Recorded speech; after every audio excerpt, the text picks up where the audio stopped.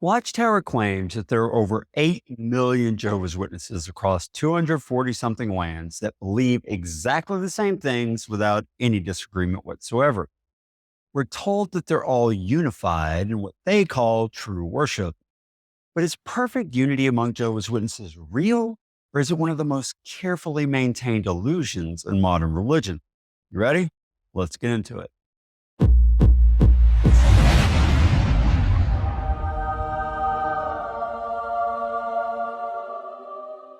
Hey, everybody. Welcome back to the channel. In this video, we're going to take a deep dive into one of the Watchtower's most treasured claims that Jehovah's Witnesses are completely unified in belief, practice, and understanding worldwide. If you've ever studied with witnesses or attended a Kingdom Hall, you've undoubtedly heard this talking point. It's repeated in publications, from platforms during their ministry, as proof that they alone have the truth. As someone born and raised in the organization, I can tell you that this claimed unity, it's not just a minor selling point. It's central to the entire belief system. The reasoning goes something like this. Unlike all other religions with their divisions and disagreements, Jehovah's Witnesses are perfectly united. This proves God's Holy Spirit is directing the organization. I believe this narrative wholeheartedly for decades. Today, I want to unpack why this claim does not hold up to scrutiny at all. Let's start with how this unity is manufactured. The Watchtower creates an appearance of unity through several key mechanisms. First, there's rigid top-down control of all information. All the doctrinal content comes exclusively from the writing department in Warwick, New York. Every article, book, video, even convention talk outlines, they're all centrally produced. Local elders have zero input on doctrinal matters. This is not organic unity, it's enforced uniformity. Second, questioning or disagreeing with any teaching is labeled as independent thinking. That's a serious offense. It can lead to being marked as spiritually weak, or worse, getting disfellowship yourself if you disagree too publicly. When dissent is punishable by losing your entire social network, family relationships, and supposedly your eternal life, people learn to keep doubts to themselves. Remember, every witness knows that expressing disagreement with official teachings can lead to judicial committees and being completely shunned by everyone they know and love. This creates a powerful incentive to publicly agree, regardless of private thoughts. We had private thoughts. Now, despite these controls, true unity doesn't exist when you look below the surface. I traveled extensively, I've attended meetings in multiple countries, and I have witnessed firsthand how Jehovah's Witnesses differ significantly based on geography and culture. There's a core similarity, but there's a lot of differences. In developing nations, some witnesses openly believe in demons causing illness, practicing forms of superstition, and they have cultural norms that would shock Western witnesses. Latin American congregations tend to be more relaxed in their attitudes about entertainment and celebrations than their North American counterparts. What could get you counseled or even disciplined in one congregation is not the same in another. It might be completely okay there. In Mexico, for instance, piñata parties were perfectly acceptable while I was growing up, unbeknownst to me here in the United States. Well, now the Watchtower says that it's fine anywhere, but that wasn't the case when I was younger. My local congregation had a sister congregation that was Spanish speaking, and they did not allow piñatas at their gatherings. They thought they were pagan in origin, so they wouldn't use them. Now, the governing body claims these differences don't matter because the core doctrines remain the same. But what they're actually describing isn't unity. It's organizational compliance with varying degrees of cultural adaptation. Even within single congregations, unity is a facade. There's an unspoken but very real class system. At the top are the Bethel families. People work in branch offices, stuff like that, often treated like celebrities when they visit the local congregation. Then you got the circuit overseers, you got the elders and their wives, you got the regular pioneers who are the full-time preachers, the ministerial servants, and then publishers, just regular members, rank and file. And finally, those considered spiritually weak or problematic. The hierarchy creates dramatically different experiences. An elder's child who commits fornication might receive private counsel or public reproof and quick forgiveness, while a publisher's child might face much more severe punishment, such as being disfellowshipped. I have seen this happen. A wealthy witness might bend rules about business associations with worldly people, while a rank and file member would be disciplined for the same conduct. I've seen that happen too. Hey, here's to you, Plano, Texas.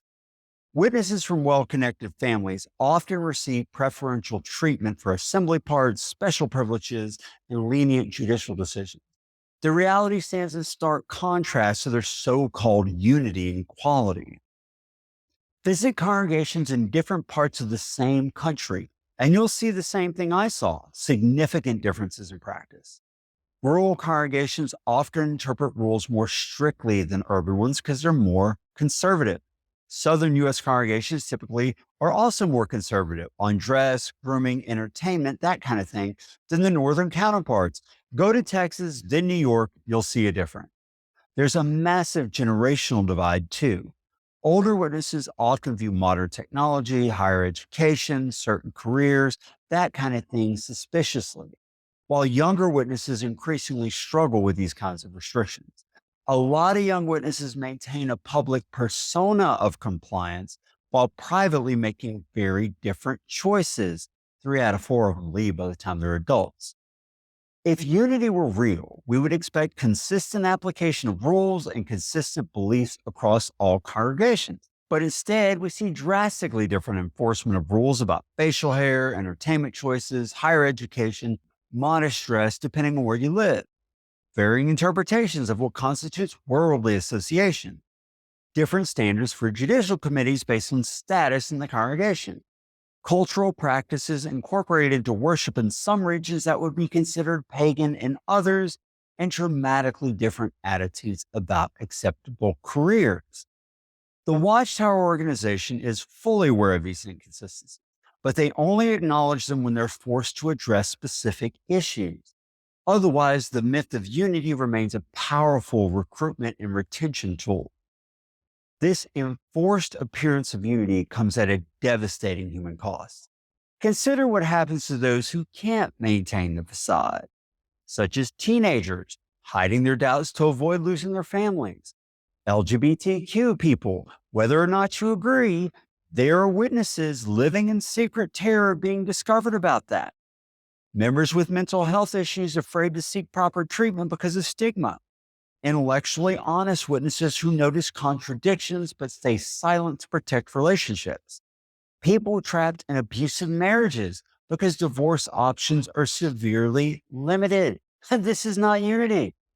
I personally knew dozens of people living double lives, outwardly conforming while inwardly suffering because the cost of authenticity was too high. This isn't unity. It's uniformity maintained through fear. The claim of perfect doctrinal unity becomes even more questionable when you look at it historically. The organization has reversed positions on all kinds of doctrines. Blood fractions, once forbidden, now permitted. Organ transplants, once considered cannibalism, now acceptable. Vaccinations, once discouraged, now endorsed. The significance of 1914, 1925, and 1975, all repeatedly reinterpreted.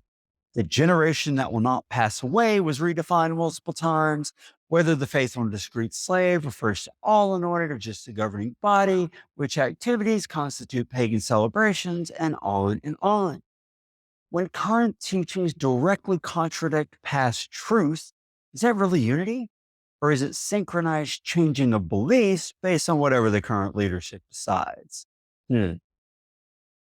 Understanding the mechanics of how this appearance of unity is maintained is crucial. There's centralized information control. All publications, videos, and meeting content come from one source. There's loaded language. Terms like the truth, worldly people, and apostate create black and white thinking that discourages nuanced views. There's recording requirements. Witnesses must regularly report their preaching activity, even if just checking a box, creating accountability and conformity pressure. There's public performance. Witnesses are required to give talks and demonstrations showing their adherence to organizational positions, whether they agree or not. Then there's the confession culture. Members are encouraged to confess wrongdoing, reinforcing Watchtower's surveillance system. And then there's shunning, the ultimate enforcement mechanism. Those who openly disagree lose their entire social world. When you have these controls in place, visible unity becomes inevitable, not because everyone genuinely believes the same things, but because expressing difference carries unbearable consequences.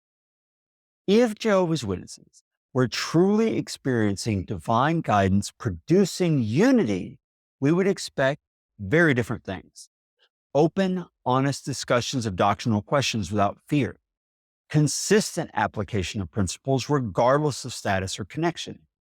The ability to express doubts or concerns without punishment.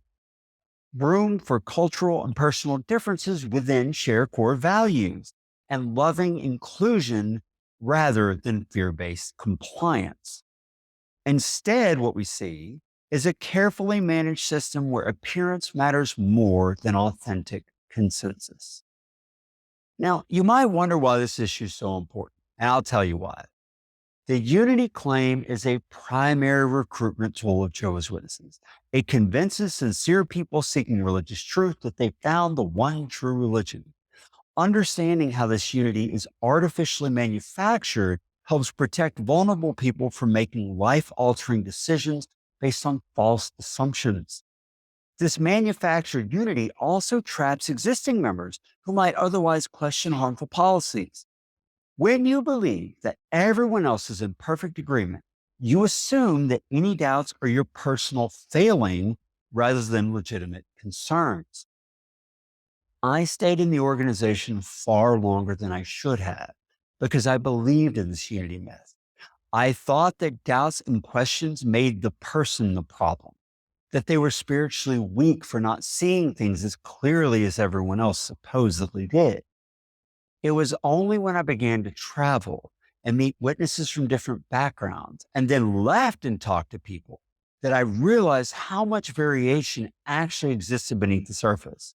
I found all kinds of people who had the same questions I did who were also afraid to voice them. But the breaking point came when I realized that the unity I cherished wasn't the result of divine guidance, but institutional control. What I thought was miraculous agreement was actually the product of fear, information management, and social pressure. That's not unity. If you're a witness watching this, please note that questioning does not make you unfaithful. Having doubts does not make you spiritually weak. The questions you're afraid to ask are the same ones many others are silently wondering about right now. And if you're studying with witnesses or considering joining, look beyond the surface level unity. Ask yourself, is this genuine agreement based on an open, honest evaluation of ideas? Or is it conformity enforced through control mechanisms? True unity doesn't require threatening people with the loss of their loved ones. It doesn't need to silence questions or label critical thinking as spiritual weakness.